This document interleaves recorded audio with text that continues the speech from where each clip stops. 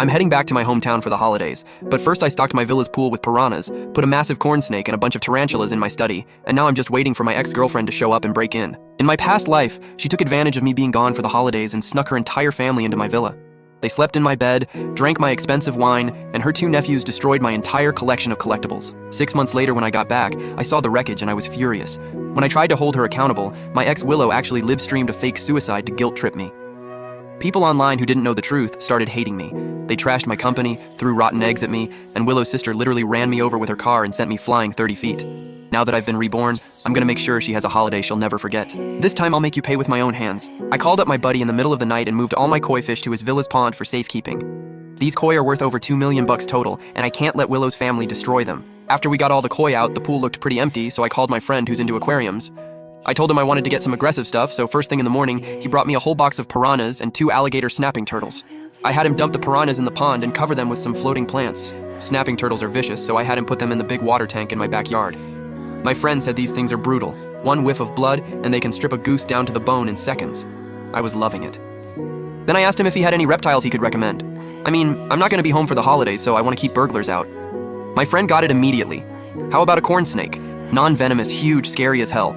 And I got these non-venomous tarantulas too, they look terrifying. After I got everything set up, I confronted Willow, showed her proof she cheated on me, broke up with her without hesitation, kicked her out of the villa, and changed all the locks. But right before the holidays, she had the nerve to show up at my villa door. Why'd you change the locks? I can't get in anymore. We broke up, of course I changed the locks. You're not welcome here. You disgust me. We were together for a while, how can you be so heartless? That guy was married, I broke up with him. Now I don't even have a place to stay. You're going back to your hometown anyway, the house is just gonna sit empty. Willow had been to my place before. She knew my villa looked modest from the outside, but was super luxurious inside. The pantry was stocked with all kinds of food. They could stay in without leaving and eat and drink through mid-February. Why should I care if you have nowhere to stay? Your whole family can drop dead in the street for all I care. You're not welcome here. I shoved her aside, walked back in, and shut the door.